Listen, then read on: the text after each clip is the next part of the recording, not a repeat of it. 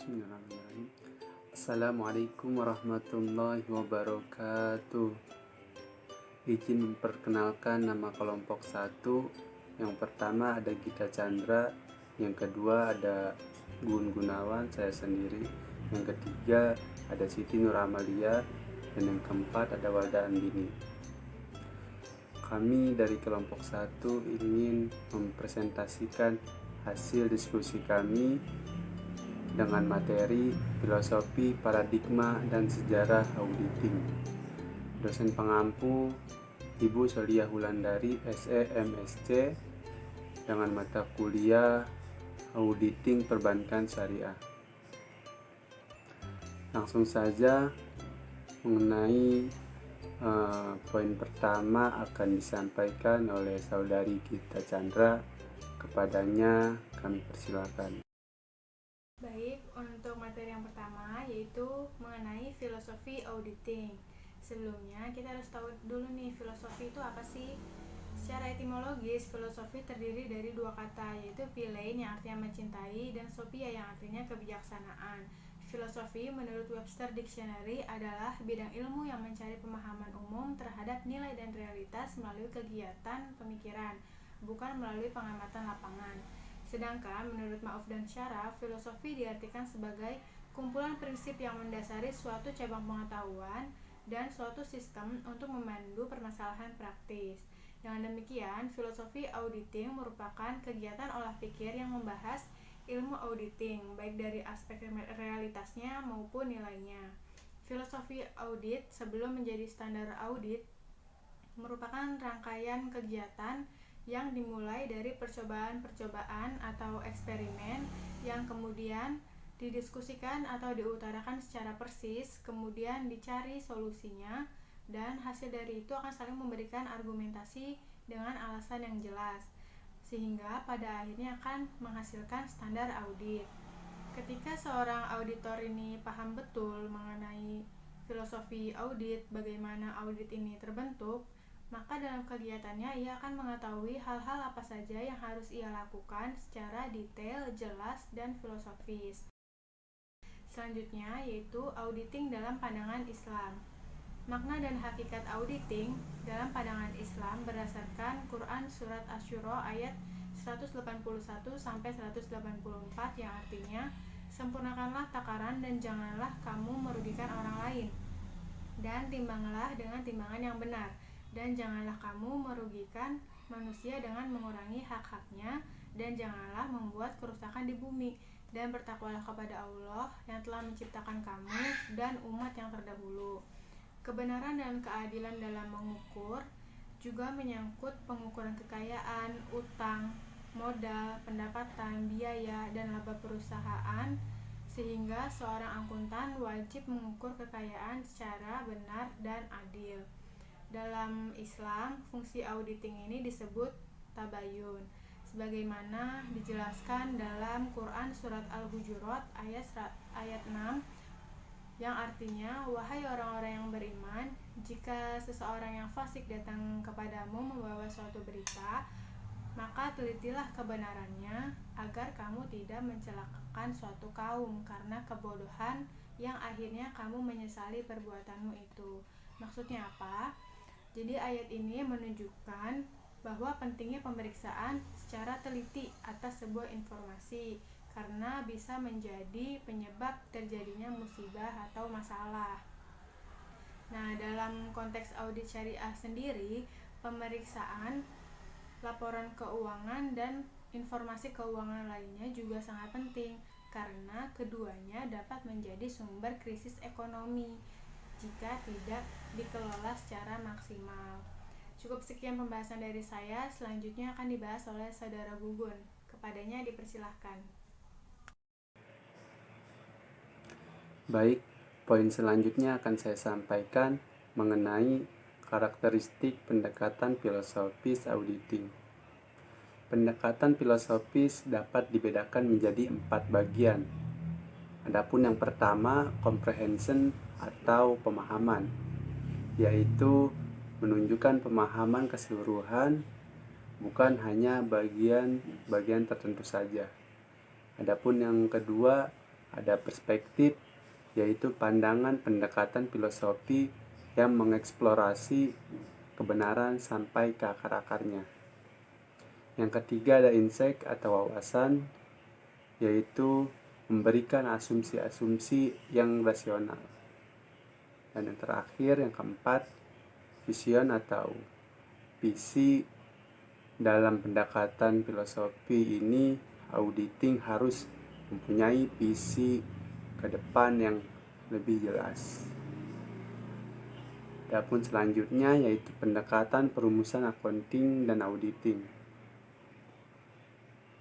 Pendekatan dikemukakan oleh accounting dan auditing standar for Islamic Financial Institution atau disebut dengan AAOIFI, yaitu menentukan tujuan berdasarkan prinsip Islam dan memulai tujuan yang ditetapkan oleh teori akuntansi kapitalis, kemudian mengujinya menurut hukum syariat. Poin selanjutnya akan disampaikan oleh saudari Siti Nur Amalia. Kepadanya kami persilakan. Di sini saya akan menjelaskan mengenai kode etik auditor. Yang pertama itu adalah integritas, di mana integritas ini merupakan nilai tertinggi yang mencakup seluruh perilaku. Yang kedua yaitu adalah keikhlasan. Keikhlasan di sini itu kita itu harus mencari keridhaan Allah dalam melakukan suatu pekerjaan. Berarti seorang auditor itu tidak harus tunduk pada pengaruh luar, tetapi harus berdasarkan komitmen terhadap agama. Yang ketiga yaitu ketakwaan. Ketakwaan di sini itu yaitu sikap ketakutan kita kepada Allah Subhanahu wa taala sebagai salah satu cara untuk melindungi seseorang dari perilaku yang bertentangan dengan syariah. Yang keempat yaitu kebenaran dan bekerja secara sempurna. Jadi di sini itu tidak harus melakukan suatu pekerjaan saja, tetapi harus berjuang untuk mencari dan menegakkan kebenaran. Semua itu tidak akan terrealisasikan kecuali melalui kualifikasi akademik dan pemahaman terhadap agama. Seperti yang tercantum dalam Quran Surat An-Nahl ayat 90. Yang artinya, sesungguhnya Allah menyuruh kita untuk berlaku adil dan menyebarkan kebajikan. Yang kelima yaitu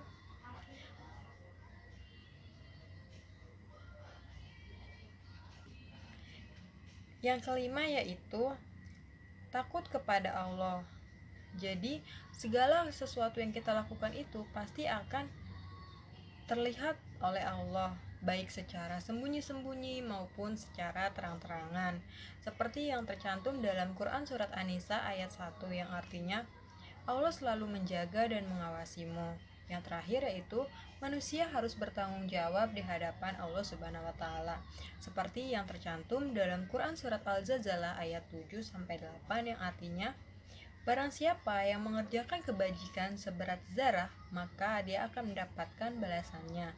Dan barang siapa yang melakukan kejahatan seberat zarah, maka dia pun akan mendapatkan balasannya. Selanjutnya, saya akan menjelaskan mengenai metodologi auditing. Jadi yang pertama itu auditing sebagai sains atau ilmu pengetahuan. Metode ini yaitu berisi tahapan yang dilalui oleh seorang auditor dalam melaksanakan tugas profesi, mulai dari penugasan, pengumpulan bukti, hingga pengambilan suatu keputusan. Yang kedua yaitu khusus value adjustment. Jadi khusus value adjustment ini dalam proses pengambilan suatu keputusan, Maus dan Sorow mengemukakan beberapa tahap. Di antaranya yang pertama itu adalah pengakuan masalah. Jadi di sini itu diakui dulu masalahnya, baru setelah itu dirumuskan masalahnya, lalu dipecahkan masalahnya, lalu dinilai seperti apa masalah tersebut, dan selanjutnya yaitu melihat pengalaman melalui kasus yang sama, artinya di sini kejadian yang sama. Selanjutnya yaitu mempertimbangkan akibat, melihat kesesuaian dengan prinsip dan sifat. Dan yang terakhir yaitu perumusan kesimpulan. Dalam pengambilan suatu keputusan, seorang audit harus memiliki pengetahuan teknik, metode pemeriksaan, pengetahuan, ingatan, imajinasi, dan tanggung jawab terhadap integritas profesi. Yang terakhir yaitu perumusan kesimpulan. Jadi dalam pengambilan suatu keputusan, seorang auditor itu harus memiliki pengetahuan teknik, metode pemeriksaan, ingatan, imajinasi, dan tanggung jawab terhadap profesi tersebut. Selanjutnya saya akan menjelaskan tentang sejarah dan perkembangan auditing dan akuntansi Islam. Sub ini dibagi menjadi 3 poin. Yang pertama adalah asal-usul dan perkembangan auditing. Auditing adalah proses pengumpulan dan penilaian bukti-bukti yang dilakukan oleh pihak yang independen dan kompeten untuk menentukan informasi yang disajikan sesuai dengan kriteria yang ditetapkan. Dalam asal-usul auditing ini dibagi menjadi 4 poin. Poin pertama adalah asal-usul auditing itu sendiri, di mana pada zaman dulu bagi negara untuk melakukan pengecekan atas kesetiaan orang-orang tersebut. Terjadi pada di Mesir purba, Yunani, dan negara Romawi. Awal audit terhadap perusahaan dapat dikaitkan dengan perundang-undangan Inggris selama revolusi industri pada pertengahan 1800-an. Fokus awal audit ini mula-mula adalah untuk menemukan penyimpangan dalam akun neraca serta menangkal pertumbuhan kecurangan yang berkaitan dengan meningkatkan fenomena manajer profesional serta pemilik saham yang pasif. Yang kedua adalah munculnya auditing pra-Islam. Dari studi sejarah peradaban Arab, tampak besarnya perhatian bangsa Arab pada akuntansi. Hal ini terlihat pada usaha setiap pedagang Arab untuk mengetahui dan menghitung barang dagangannya sejak mulai berangkat sampai pulang kembali. Makanya waktu itu negara Arab hitungan ini tuh dilakukan untuk mengetahui perubahan pada keuangannya. Jadi setiap mereka pulang dagang, mereka menghitung kembali agar mereka melihat perubahan-perubahan, apakah ada perubahan pada keuangannya. Yang ketiga adalah munculnya auditing di negara Islam. Kehadiran Islam di semenanjung negara Arab waktu itu dipimpin oleh Rasulullah dan terbentuklah Daulah Islamiyah di Madinah yang kemudian dilanjutkan oleh para Khulafaur Rasyidin. Terdapat undang-undang akuntansi yang diterapkan untuk perseorangan, lalu ada perserikatan, perusahaan, akuntansi wakaf, dan hak-hak pelarangan penggunaan harta.